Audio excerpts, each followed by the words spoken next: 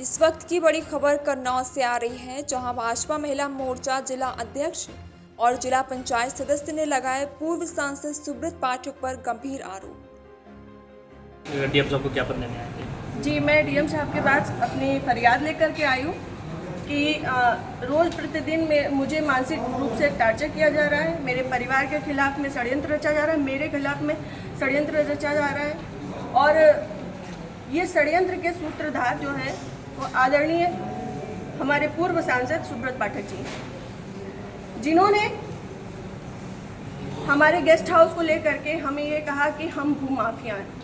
मैं आप सब लोगों को ये बात को अवगत करा देती हूँ कि हमारी जितनी भी ज़मीनें हैं 35-40 बीघे से ज़्यादा ज़मीन नहीं, और जिसमें हम मेरे खुद के नाम पे सिर्फ 3 बीघे ज़मीन है। और 3 बीघे ज़मीन वाली महिला कैसे भूमाफिया हो सकती है? और 35-40 बीघे की ज़मीन में हम मेरे ससुर साहब, मेरी सासू माँ, मेरे हस्बैंड और मेरे देवर देवरानी 6 लोग आते हैं। इतनी सी ज़मीन में कैसे लोग भूमाफिया हो जाते हैं? जो ये बड़ा उससे कह रहे हैं कि चपुन्ना के भूमाफिया। और रही बात मेरे गेस्ट हाउस की, राधा रानी गेस्ट हाउस की, तो आज इन्हें ये पर लग रहा है कि वो हमने सरकारी भूमि में बनाया है, अवैध ज़मीन पे कब्जा किया है। तब क्यों नहीं लग रहा था जब 5 साल से उसी में दावतें खा रहे थे, भारतीय जनता पार्टी की मीटिंगें कर रहे थे, हमारा पैसा खर्च करवा रहे थे, रोज मीटिंगें हो रही थी? तब क्यों नहीं ये आपको लग रहा था? आप पूर्व सांसद के ऊपर एक आरोप लगा रहे हैं। बिल्कुल, आप भी बीजेपी के कार्यकर्ता मैं बीजेपी की कार्यकर्ता हूँ और बीजेपी में ही काम करती हूँ शुरू से लेके लास्ट तक। जब तक मेरा जीवन मुझे अलाउ करेगा, जब तक ये कन्नौज के नेता मुझे सहज भारतीय जनता पार्टी में रहने देंगे, तब तक मैं भारतीय जनता पार्टी की ही सदस्य हूँ। पार्टी में आपने इसके उच्च पद पे लोगों से शिकायत की है? मैंने ये इस विषय के बारे में यहाँ से लेके प्रदेश अध्यक्ष तक को सबको सारी बातें पता है, और आज से नहीं पता है, ये पिछले 2 सालों से पता है। मेरे पिताजी, मेरे ससुर साहब, मेरे हस्बैंड, हम सब लोगों के लिए हत्या तक का मतलब षड्यंत्र रचा जा चुका है, और विगत के चुनाव के निर्णय के बाद ही रचा गया। पिछली 4 जून को रिजल्ट आया है, पिछली 3 जून को ये हमारे गांव गए थे। हमारे गांव जाकर के इन्होंने, हमारे राइवल्स हैं जो, उनके घर जाकर के इन्होंने 2 घंटे की बैठक रखी जिसमें षड्यंत्र रचा गया। और उसके बाद ही उसी दिन इनके एक प्रमुख कार्यकर्ता कहिए, चमचे कहिए, कुछ भी कहिए, वो जीतू त्रिपाठी, उन्होंने मेरे ससुर साहब को फ़ोन किया, जिसकी मैं रिकॉर्डिंग आप सबको भेजूंगी और चाहूँगी कि मीडिया में आप चलाएं।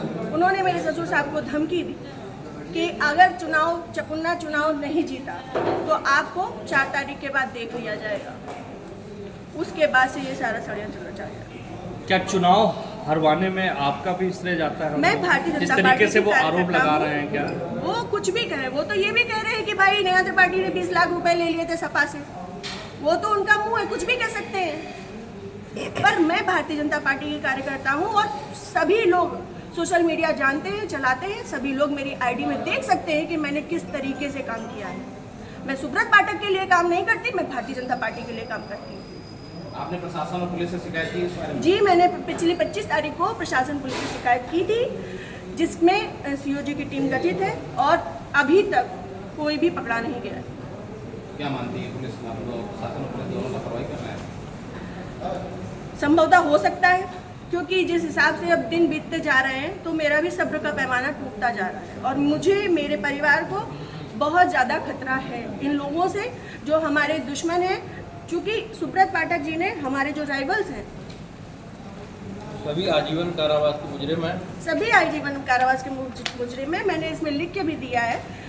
संदीप तिवारी, प्रदीप तिवारी, मनोज अग्निहोत्री, ये बलात्कारी केस के और आजीवन कारावास, गैंगस्टर, इन पे सब तरीके की धाराएं लग चुकी हैं इनमें, ऐसे लोगों के साथ में। और जिसको इन्होंने हम लोगों की सुपारी दी है, अखिलेश यादव उर्फ छक्की, वो इनकी, हाँ, यहाँ ठटिया का ही निवासी है, गाँव झहुआ है उसका।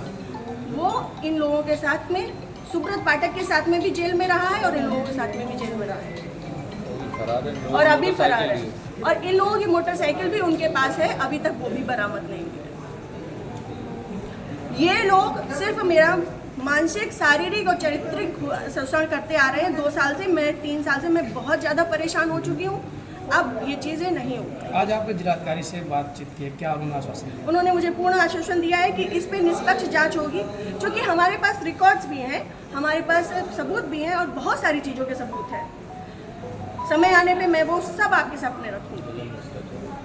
जिले में जो भी भ्रष्टाचार हो रहा है, जो जिला पंचायत में भ्रष्टाचार हो रहा है, जो ब्लॉक प्रमुख में भ्रष्टाचार हो रहा है, ब्लॉक में भ्रष्टाचार हो रहा है, वो सारी चीज़ें मैं आप सब लोगों के सामने रखूँगी। अगर आपकी सुनवाई आज नहीं होती तो आगे क्या कदम उठाएंगे आप? मैं आप लोगों का सहारा लूँगी और आप लोगों का सहयोग, मुझे पूर्ण विश्वास है कि मेरे साथ हमेशा रहेगा और मैं इस पे अपनी अंतिम सांस तक अब फ्रंट के पैमाने में आकर के लड़ूँगी। Thank you.